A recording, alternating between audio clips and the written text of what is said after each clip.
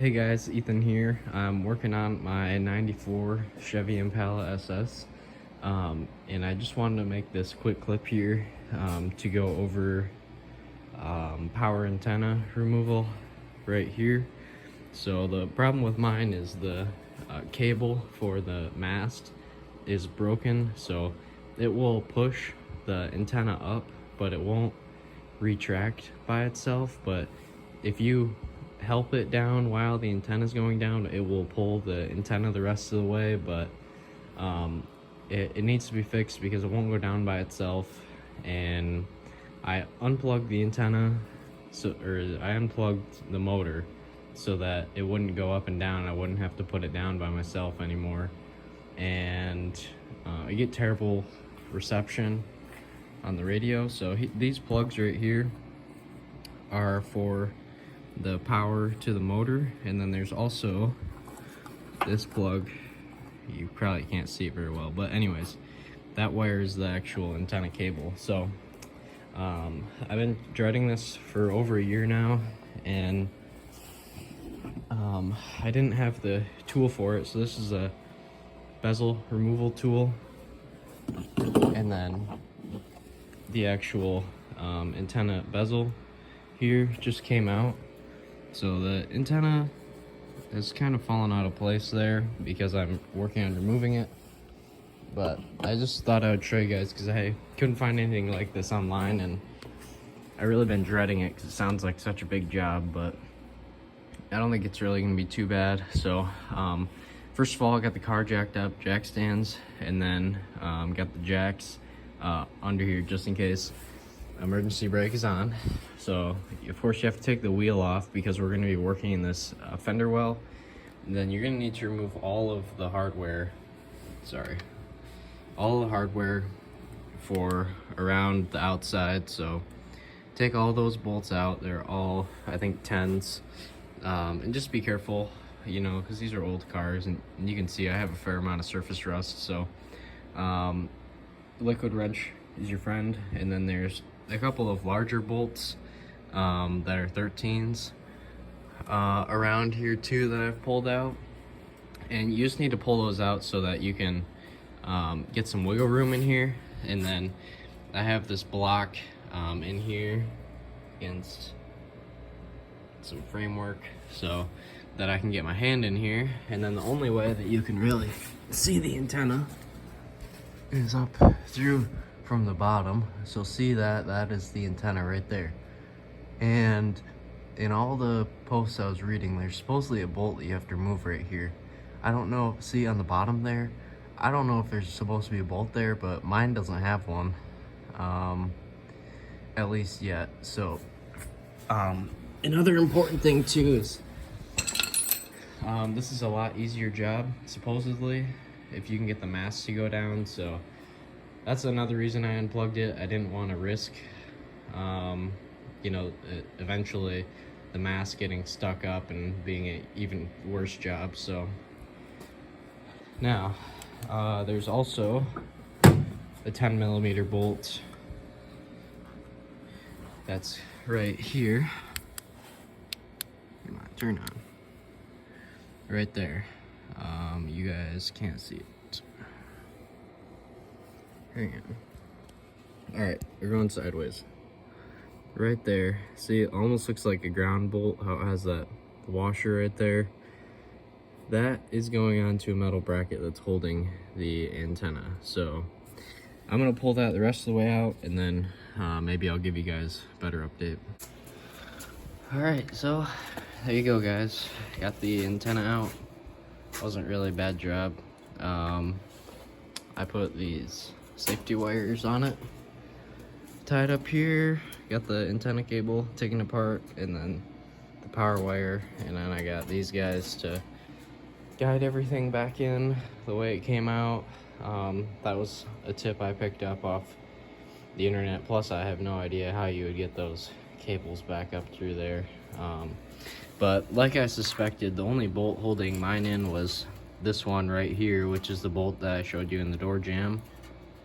A little bit harder to get it out with this bracket on, but I didn't dare take the bracket off in there and then plan on putting it back together in there. Just kind of pulled things apart a little bit, or stretch that out. And so anyways, now I have to figure out how to replace this antenna cable.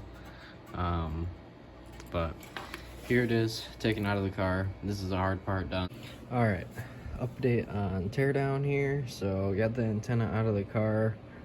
I've now split the antenna case. I purchased a new antenna cable from the antenna source. As I had assumed, the antenna cable broke. Mine broke right at the very end of this metal hook, and there's been a few small chunks of antenna cable left inside of here. So basically this gear goes right here, and then it's driven by this worm gear, and the mast goes somewhere about here. Oh, sorry, I should also mention I got the antenna cable from the antenna source, and then the antenna source has instructions that I am following. And to get this case apart too, guys, I should mention I had to drill out these brass rivets, so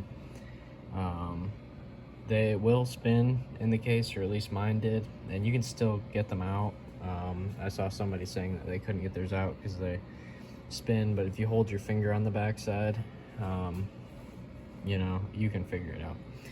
So I ended up having 4 rivets in mine. I wasn't really expecting this one in the center, but I had to drill that out. So hopefully I can find some hardware tonight to put this back together.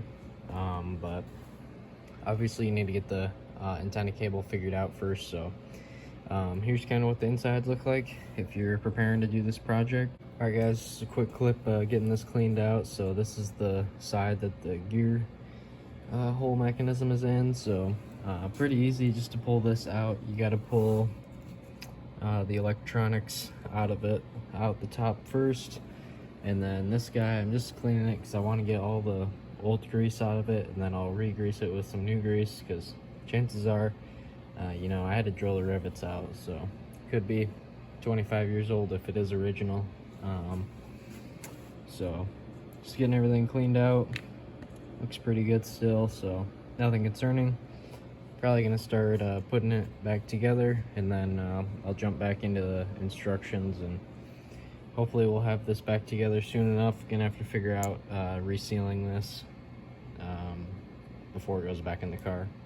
Alright, so what I've done at this point now is cleaned all the grease out of our case here, and I've reassembled it, put all of the parts back in except for the antenna cable, as well as putting the mast on. So at this point the instructions are telling you to put it in the car, and basically by turning the car on, plugging this in, and turning the radio on, we're gonna reset the antenna, and currently it's in the up position. So you have to unplug this from the car before you shut the car off, so that this will be in the up position. Now we have to disassemble things, and without moving the position of the gear, we're gonna install the antenna cable with the antenna in the upwards position, and then we should be able to reassemble it again and put it back in the car. The instructions at this point, once we have the case is split again, they want you to install the antenna cable without moving anything. However, this center piece needs to be removed from the gear. So what I've done is just marked the position of this larger the gear here with the most worn part of the worm gear, and this is perfectly fine for the center of this worm gear to be more worn than the rest of the worm gear. It's just because this is kind of the contact point. So I marked that, and then fingers crossed I get it put back together the way it came apart. Okay guys, so I got my power antenna completely rebuilt here. It took me a little bit longer just because I thought I was having some issues that I really wasn't. Basically how this motor system works is that it can pull the cable in too far.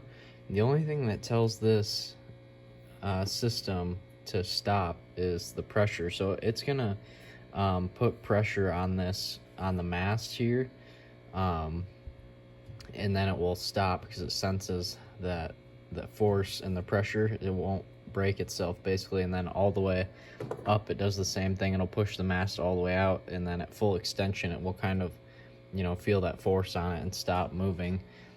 So I was having an issue where I thought it was going too far, and then it was going too far in, but the issue was I didn't have the mast on it yet.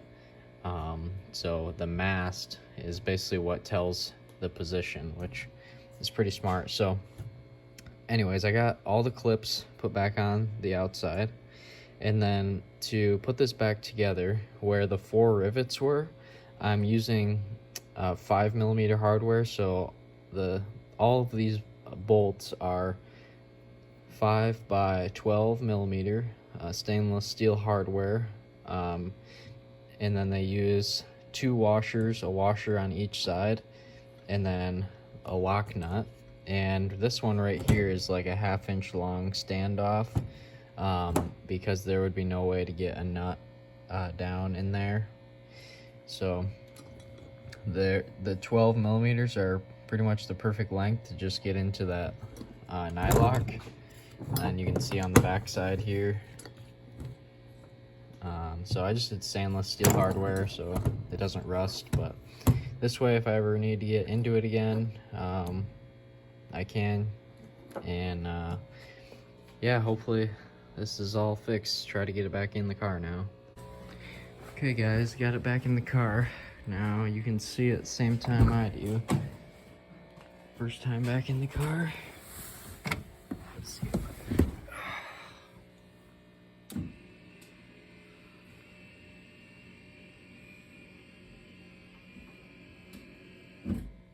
All right, okay. Down.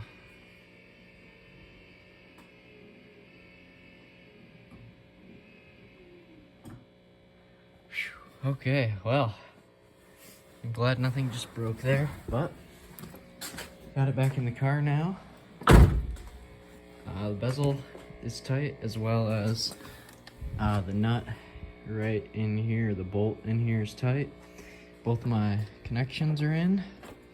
I cannot wait to have some radio signal again. Really been missing that. And guys, I'm not trying to make this video as a step-by-step how-to, but the hardest part for me in this project was finding the motivation to do it. And I think if I had seen a video like this one showing that it's really not too bad, I probably wouldn't have waited so long to do this. Really, you just gotta loosen up the bolts in the fender well, so you can get this out and put a block in there, and then unplug your connections, the safety wire to follow your connections down through.